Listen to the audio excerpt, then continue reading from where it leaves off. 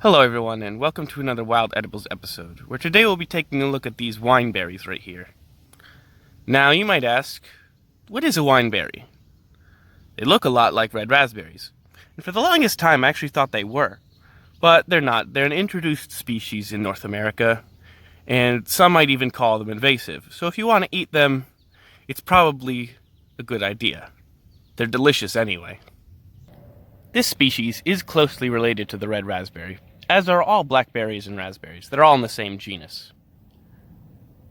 And they all share some important characteristics. They all have these characteristic leaves, which in this case are in a set of 3. They all have thorns, and they all have large clusters of aggregate berries.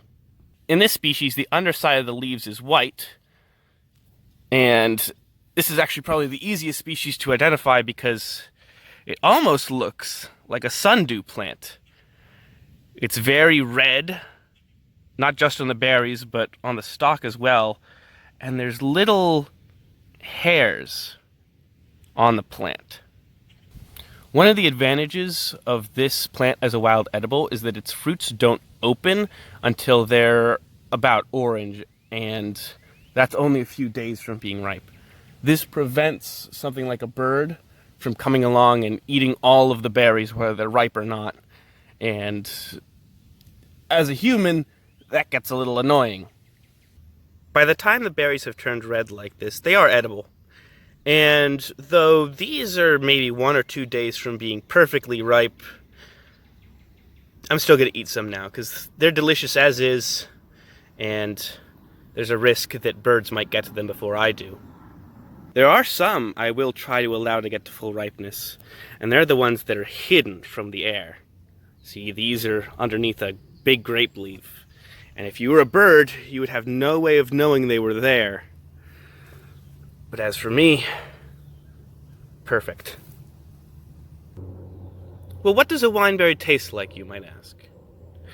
Well, in this slightly underripe state, I would liken their taste more to an orange than a raspberry. Once they're fully ripe, they're almost a cross between a raspberry, a strawberry, and a blood orange. They are absolutely delicious. Well, let's make sure it tastes as good as I'm saying it tastes.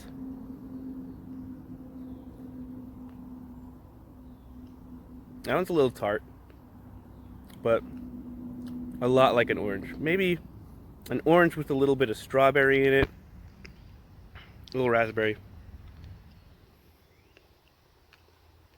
They are kind of seedy, seedier than normal raspberries, but I don't mind. This is one of the wild edibles where it will likely produce enough berries where you could use it to cook something with. I've made jams from it before, and they are delicious, although usually I will wait a little longer, actually go down into this thicket here, and see how many ripe berries I can find. And I might actually make a video of that in a bit. A plant that is not crowded out in a canopy of grape leaves or other trees is going to have a lot more berries like this. Although, as you can see, a lot of them got eaten. It's a trade-off.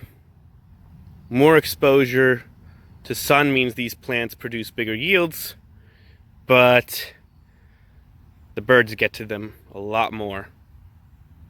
Well, I hope you all enjoyed. See ya.